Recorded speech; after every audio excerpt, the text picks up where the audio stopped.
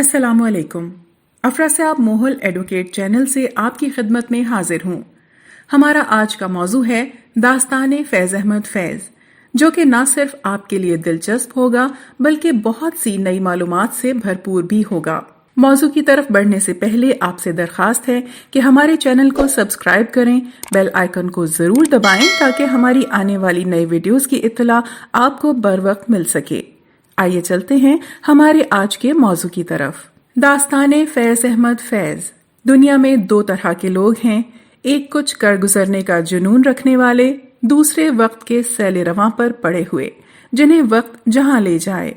फैज़ के यहाँ देखिए, वो लोग बहुत खुशकिस्मत थे जो इश्क को काम समझते थे या काम से आशिकी करते थे। हम जीते जी मसरूफ रहे, कुछ इश्क किया, कुछ काम किया। कब्रिस्तान के करीब से गुजरते हुए ख्याल आता है कि सभी का ये आखिरी ठिकाना है, मगर सवाल ये है कि हमारा खात्मा फकत मिट्टी का ढेर होगा या रोशनी बांटने वाली किताब। यूं तो हर कब्र एक किताब की मानिंद है जो अपने अंदर एक दास्तान समोए हुए है, लेकिन बहुत सी कब्रें ऐसी हैं जो बंद किताब की मानिंद कब्र के शेल्फ में धूल से अटी हुई हैं, मगर अफसोस इनको पढ़ना दरकिनार किसी ने खोलने का तकल्लुफ भी नहीं किया। एक सोच अक्सर मुझे मुस्तरब रखती है कि दीगर बहुत सी कब्रों की तरह मेरी कब्र भी अनखुली किताब ही न हो। बहुत अरसे से सोच रही थी क्यों ना पाकिस्तानी अदब के दरख्शां सितारे के आखिरी पड़ाव पर फातिहा पढ़ाऊं। जी हाँ, मेरा इशारा उस शख्सियत और अदीब की तरफ है जो तमाम उम्र कुछ कर गुजरने की फिक्र में मुब्तला रहे। अदब और मिलिट्री फोर्स की संगलाख जमीनों को खूने दिल से सेंचा। अल्लाह ने सोहनी और पाक धरती को गिरा माया और गिरा कद्र जवाहिर से नवाजा है, मगर फैज़ अहमद फैज़ जैसे नाबिगाए रोजगार शख्सियत अपनी मिसाल आप हैं। जहाने फानी से रुखसत हुए उन्हें कई दहाइयां गुजर चुकी हैं, लेकिन उनके अफकार, सियासी और माशरती और मज़ाहमती अशार आज भी हमारे होंठों पर अपनी बहारें खिला रहे हैं। यकीनन आपको मालूम होगा, हर साल नवंबर में फैज़ साहब की बरसी के मौके पर एक फैज़ फेस्टिवल मनाया जाता है, जो कि लाहौर की मशहूर तरीन और खूबसूरत तरीन इमारत अलहमरा आर्ट कॉम्प्लेक्स को बख्शा जाता है। पाकिस्तान के हर सूबे से सियासी और समाजी कारकुन यहाँ तशरीफ लाते हैं और फैज़ मेला से लुत्फानंदोज होते हैं।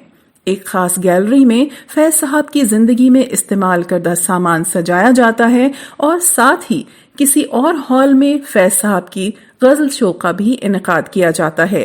इसके साथ ही मैं बताती चलूं, फैज़ साहब की मशहूर गजल मुझसे पहली सी मोहब्बत मेरे महबूब न मांग बहुत से गुलकारों ने गाकर 4 चांद लगाए हैं। आपकी गजलें अपनी मिसाल आप हैं। इसके साथ ही मैं आपको ये भी बताती चलूं, फैज़ साहब की मशहूर तरीन नज्म ब्रिटिश सिंगर तानिया ने भी फैज़ फेस्टिवल में गाकर सुनने वालों को लुत्फानंदोज किया। आज जाने की जिद ना करो, यूं ही पहलू में बैठे रहो। हाय मर जाएंगे हम तो लुट जाएंगे, ऐसी बातें किया ना करो। आज जाने की जिद ना करो, आज जाने की जिद ना करो। हाय मर जाएंगे हम तो लुट जाएंगे, ऐसी बातें किया ना करो। आज जाने की जिद ना करो। तुम ही सोचो जरा क्यों न रोकें तुम्हें, जान जाती है जब उठ के जाते हो तुम। जान जाती है जब उठ के जाते हो तुम। तुमको अपनी कसम जाने जा, बात इतनी मेरी मान लो। आज जाने की जिद ना करो, यूं ही पहलू में बैठे रहो, यूं ही पहलू में बैठे रहो। आज जाने की जिद ना करो। हाय मर जाएंगे हम तो लुट जाएंगे, ऐसी बातें किया ना करो। आज जाने की जिद ना करो। वक्त की कैद में जिंदगी है मगर, वक्त की कैद में जिंदगी है मगर, चंद घड़ियां यही हैं जो आजाद हैं। चंद घड़ियां यही हैं जो आजाद हैं, इनको खोकर मेरी जाने जा, उम्र भर न तरसते रहो। आज जाने की जिद ना करो। हाय मर जाएंगे हम तो लुट जाएंगे, ऐसी बातें किया ना करो। कितना मासूम रंगीन है ये समा, हुस्न और इश्क की आज महराज है।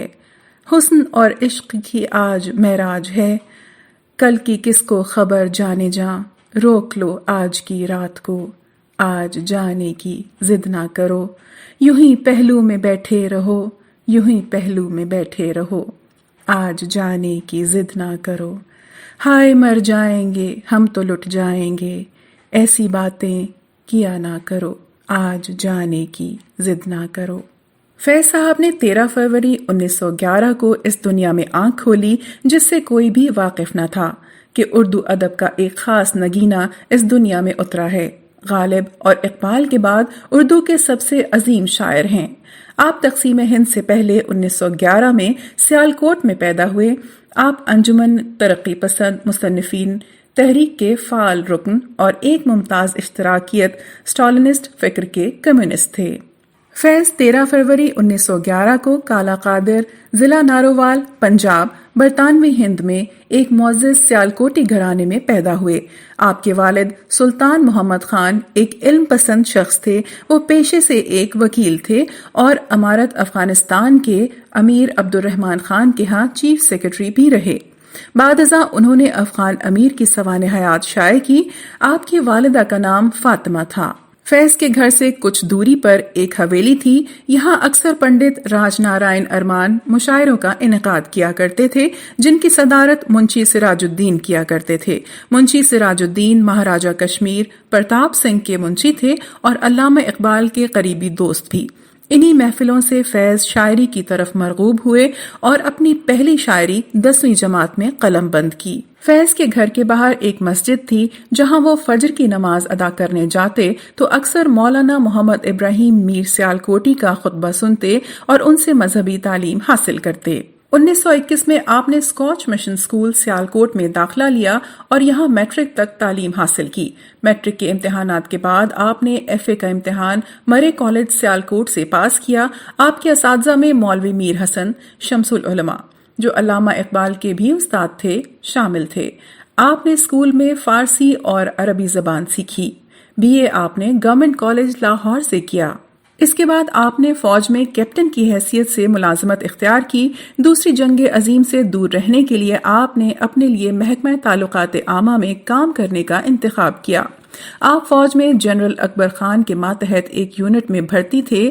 جنرل خان بائیں بازو کے سیاسی خیالات رکھتے تھے اور اس لیے آپ کو خوب پسند تھے۔